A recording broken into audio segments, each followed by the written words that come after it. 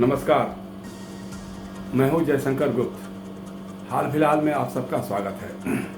आज हम चर्चा करेंगे राष्ट्रपति महामहिम रामनाथ कोविंद की, उन्हें मिलने वाले वेतन भत्ते और उस पर लगने वाले टैक्स के बाद होने वाली उनकी बचत की, और इसके साथ ही हम चर्चा करेंगे उत्तराखंड में जहां भारतीय जनता पार्टी की सरकार है,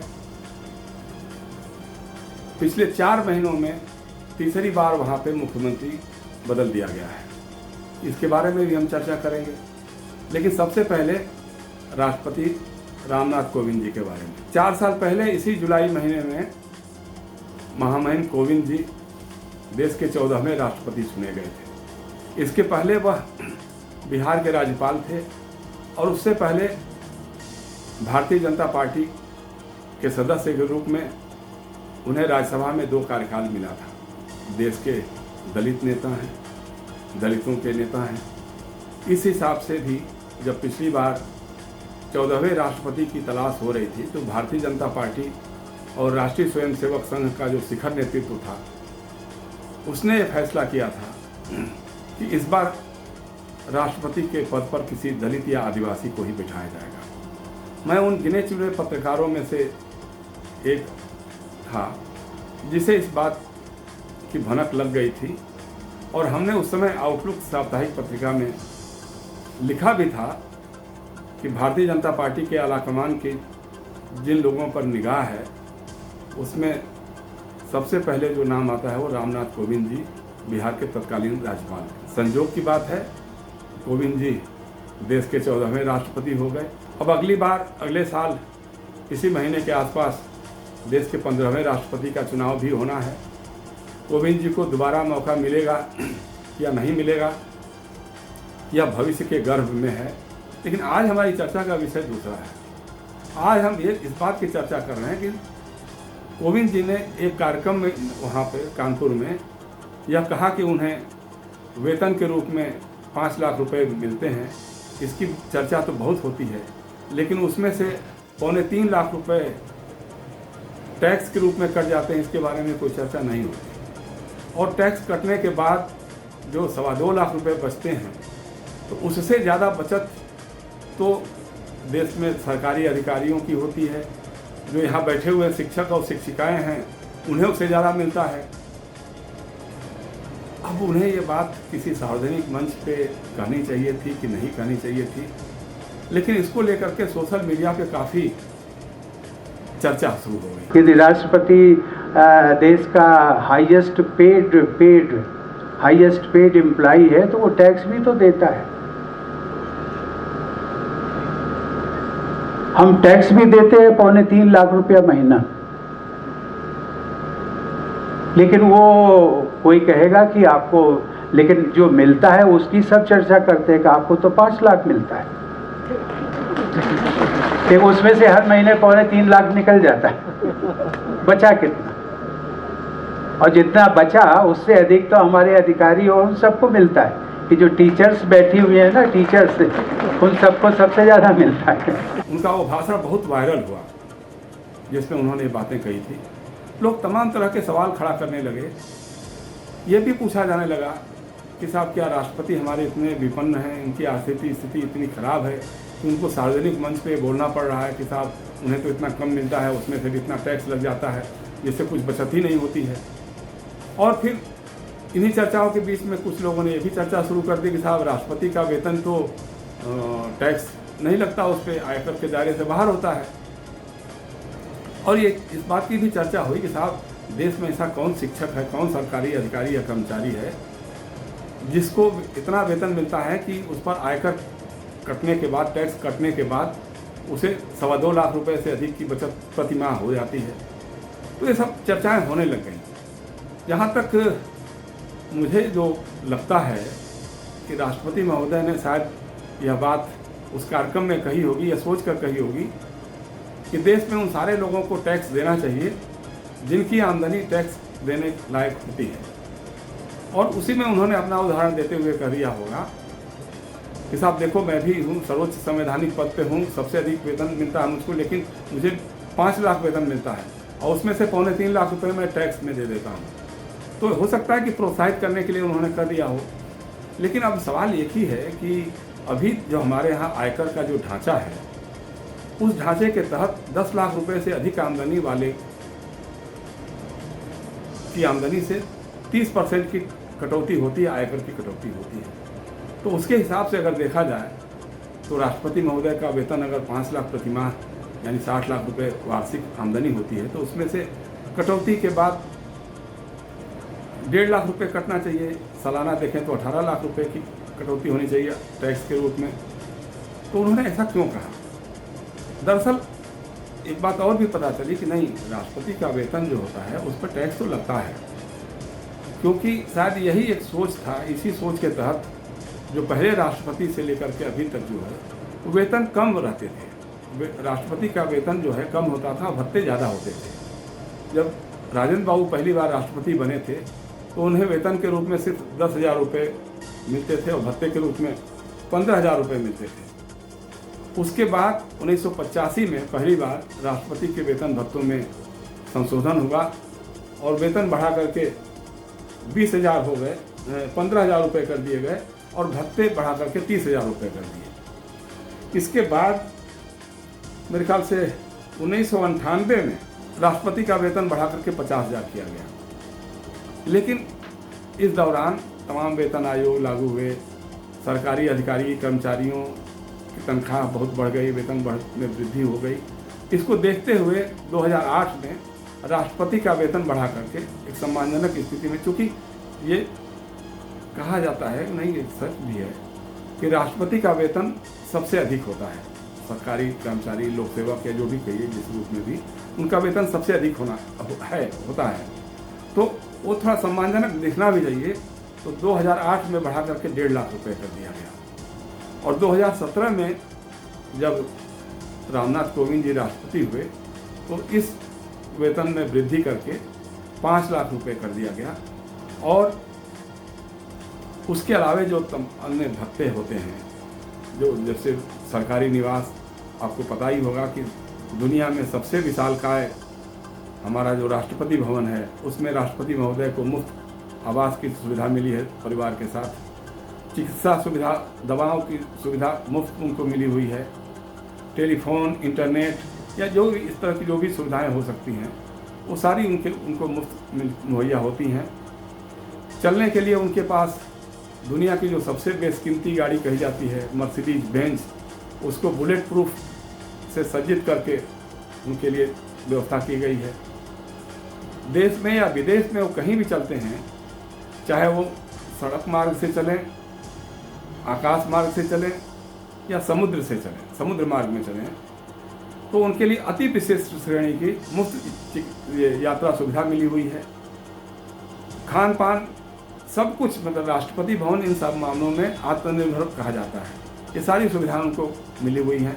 और यहाँ यही नहीं, जब वो रिटायर होते हैं, सेवानिवृत्त होने के बाद राष्ट्रपति को लुटियन जोन्स में, नई दिल्ली का जो सबसे अति विशिष्ट इलाका है, VVIP इलाका है, उसमें बड़ा सरकारी बंगला मिलता है, 1.5 लाख रुपए की पेंशन मिलती है और बाकी जो हमने बताई सुविधाएं, ये सारी सुविधाएं उनको मुहैया की जाती हैं। तो इसके बाद भी क्या ऐसी स्थिति बनी कि राष्ट्रपति महोदय को कहना पड़ा? तो मुझे लगता है, जैसे मैंने पहले कहा, कि वो शायद यही रही होगी बात कि वो प्रेरित करना चाहते होंगे कि लोगों को आगे बढ़ करके टैक्स देना चाहिए, क्योंकि टैक्स से ही जो है सरकार विकास और कल्याण के कार्य करती है। अब हम चर्चा करना चाहेंगे उत्तराखंड के बारे में। आपको पता ही है कि 4-4.25 साल पहले जब उत्तराखंड में विधानसभा के चुनाव हुए, तो जिस तरह से उत्तर प्रदेश में भारतीय जनता पार्टी को प्रचंड बहुमत मिला था, 312 सीटें जीत गई थी, उसी तरह से उत्तराखंड में भी 57 सीटों पे भारतीय जनता पार्टी को जीत मिली थी और कांग्रेस बहुत ही कम सीटों पे सिमट के रह गई थी। दर्जन भर सीटें उसके पास रह गई होंगी। तो उस समय त्रिवेंद्र सिंह रावत जी मुख्यमंत्री बनाए गए थे। अब जब रिपोर्ट लेना शुरू कर दिया RSS के लोगों ने, या जो अंदरूनी सर्वेक्षण आने लगे, तो उत्तर प्रदेश से लेकर के उत्तराखंड में लगा उन लोगों को कि साहब अगर यही हाल रहेगा तो भारतीय जनता पार्टी की चुनावी नैया पार होना मुश्किल हो जाएगी। तो इसलिए नेतृत्व में परिवर्तन होना चाहिए। तो त्रिवेंद्र सिंह रावत जी को अचानक बुलाया गया और पता लगा कि उनसे त्यागपत्र लिया गया और तीरथ सिंह रावत जी जो सांसद थे, लोकसभा के सदस्य थे, उनको मुख्यमंत्री बना दिया गया। भारतीय जनता पार्टी के आलाकमान को उस समय 57 विधायकों में से जो भारतीय जनता पार्टी के जीत करके आए थे, उसमें से कोई विधायक नहीं मिला जिसे वो मुख्यमंत्री बना सकें, तो तीरथ सिंह रावत जी को मुख्यमंत्री बना दिया गया। उत्तर प्रदेश में आदित्यनाथ जी अड़ गए, भिड़ गए, उन्होंने कर दिया साहब मैं तो त्यागपत्र नहीं दूंगा। यहाँ तक कि जो अरविंद शर्मा जो वरिष्ठ प्रसाद थे, प्रधानमंत्री के प्रिय पात्र, उनको वो MLC तक बन गए, लेकिन उनको उप मुख्यमंत्री बनाने के लिए, गृह मंत्री बनाने के लिए वो तैयार नहीं हुए। लेकिन आला कमान की जो फरमान था वो उत्तराखंड पे चल गया, तो तीरथ सिंह रावत जी मुख्यमंत्री हो गए। लेकिन तीरथ सिंह रावत जी ने आने के साथ ही जिस तरह से बयान देना शुरू कर दिया, वो विवाद का विषय लगातार बनते गए। पहली बार उन्होंने कह दिया कि साहब वो तो प्रधानमंत्री रामकृष्ण भगवान राम और कृष्ण भगवान की तरफ से पूजनीय हैं, वो हमारे आराध्य हैं। जिस तरह से राम और कृष्ण की पूजा होती है, आने वाले दिनों में मोदी जी की भी उसी तरह से पूजा होगी। अब पता नहीं मोदी जी ने उसको किस रूप में लिया, लेकिन देश भर में इसको लेकर के विवाद खड़े हो गए। इसके बाद उन्होंने अचानक एक दिन कह दिया कि साहब, किसी भाषण में कहा कि हम जब विमान यात्रा कर रहे थे तो रास्ते में हमारे बगल में एक महिला बैठी हुई थी, उनके पास बच्चियां भी थी और वो फटी हुई जीन्स पहनी हुई थी। मैंने उनसे पूछा कहाँ जाएंगी, तो उन्होंने बताया कि दिल्ली। तो पता लगा कि उनके पति JNU में जवाहरलाल नेहरू विश्वविद्यालय में प्रोफेसर हैं और वो खुद एक NGO चलाती हैं। लेकिन मैंने कहा कि बताइए, ये महिला फटी हुई जीन्स पहन करके जो NGO चलाती हैं, वो कैसी संस्कृति बनाना चाहती है, कैसा समाज बनाना चाहती है, तो उसकी उन्होंने चर्चा की। अब उसको लेकर के बहुत वो भी उनका भाषण वायरल हो गया और लोगों ने सोशल मीडिया पे उनकी घर परिवार की एक बच्ची का फोटो लगा दिया कि साहब वो भी हाफ शर्ट्स में पहनी हुई थी, जीन्स का हाफ पैंट पहनी हुई थी। और बॉलीवुड से लेकर के तमाम लोगों ने बड़ी उनकी उसको लेकर के आलोचना की कि भाई हम क्या खाएंगे, क्या पहनेंगे, क्या करेंगे, ये हमारा अधिकार है, ये हमारा मौलिक अधिकार है, इसके बारे में सार्वजनिक चर्चाएं क्यों होती हैं। चलो ठीक है। उसके बाद फिर अचानक एक दिन उन्होंने, जब कोरोना का कहर हो रहा था, उसी समय कुंभ मेला हो रहा था, तो हुआ कि साहब कुंभ मेले को स्थगित कर देना चाहिए। तो उस समय रावत जी ने बयान दे दिया कि साहब जो गंगा में डुबकी लगाएगा उसे कोरोना नहीं होने पाएगा, नहीं होगा कोरोना। और उन्होंने बल्कि ये भी कह दिया कि साहब वो तबलीगी जमात का जो मरकज़ हुआ था, तो वो चूँकि बंद कमरे में हुआ था, इसलिए वहाँ कोरोना फैल गया था। लेकिन यहाँ तो खुले में लोग गंगा में डुबकी लगा रहे हैं, तो इसलिए यहाँ कोई कोरोना होने की बात ही नहीं है। इसके अलावा एक और बात उन्होंने कही, अब चूँकि तीरथ सिंह रावत जी भाजपा के सांसद तो थे ही, लेकिन राष्ट्रीय स्वयंसेवक संघ के प्रचारक भी हैं, तो शाखाओं में जो सुनने को मिलता होगा, जो विकसित होता होगा विचार, उसका उन्होंने प्रस्फुटन एक मुख्यमंत्री के रूप में भी कर दिया। उन्होंने कहा कि साहब जिसके हमारे 2 बच्चे हैं तो हमको 10 किलो अनाज मिलता है, राशन मिलता है, लेकिन जिसके 20 बच्चे हैं उसको क्विंटल 2 क्विंटल राशन, मुफ्त का राशन मिलता है।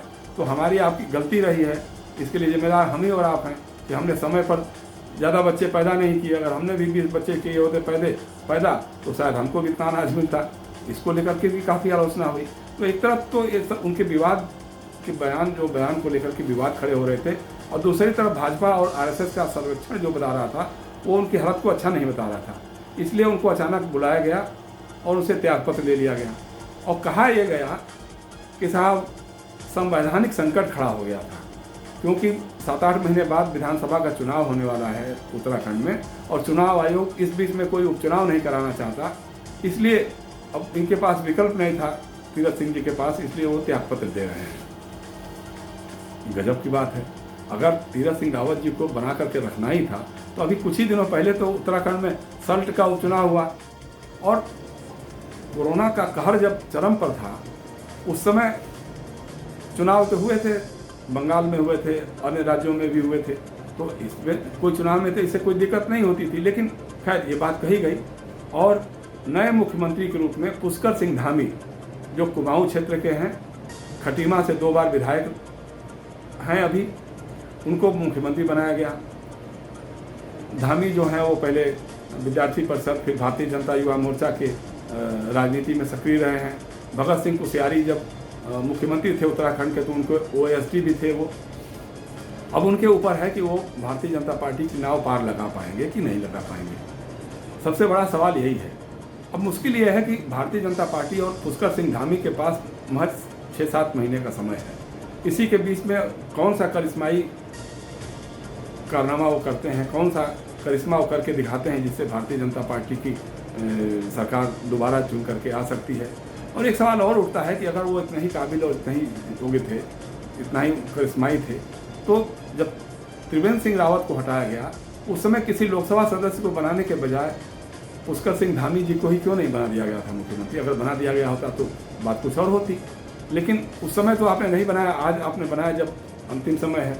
और भारतीय जनता पार्टी बार बार कहती रही है कि साहब चुनाव के समय में नेतृत्व परिवर्तन जो है ठीक नहीं होता है, तो फिर आपने क्यों कर दिया? 3 मुख्यमंत्री बदल दिए 4 महीने के भीतर, और चुनाव 6-7 महीने के बाद ही होने वाला है। इससे पहले उत्तराखंड में एक बार जब मुख्यमंत्री बदल करके आपने रमेश पोखरियाल निशंक को बनाया था तो भी हार मिली थी भारतीय जनता पार्टी को। और यहाँ तक कि दिल्ली में जब साहिब सिंह वर्मा की जगह पे सुषमा स्वराज जी को मुख्यमंत्री बनाया था, उसके बाद ही कुछ महीनों बाद चुनाव हुए थे, उस चुनाव में भी भारतीय जनता पार्टी की लुटियाँ लूट गई थी। तो ये सारी बातें हैं। अब इसके अलावा पुष्कर सिंह धामी को किस हद तक स्वतंत्र रूप से काम करने का मौका मिलेगा, उनका जो मंत्रिमंडल बनेगा, क्या वही खुर्राट लोग, घायल लोग जो पहले मुख्यमंत्री बनने के लगातार दावेदार होते रहते थे, उनको जो मंत्री सरकार में शामिल भी थे, वही लोग आएंगे? और वही लोग आएंगे तो फिर कौन सा नया काम हो पाएगा जो भारतीय जनता पार्टी के नैया को पार लगाएगा? खैर, ये सब बातें तो सोचने का विषय भारतीय जनता पार्टी और उसके आलाकमान के लिए है। हम इसमें क्यों परेशान हों? बस आज की बात हम यहीं समाप्त करेंगे, हाल फिलहाल का कार्यक्रम। और आपसे एक निवेदन जरूर करेंगे कि आपको अगर मेरा ये वीडियो पसंद आ रहा है तो आप इसको लाइक ज़रूर करें और संभव तो साझा भी करें। बहुत बहुत धन्यवाद। नमस्कार।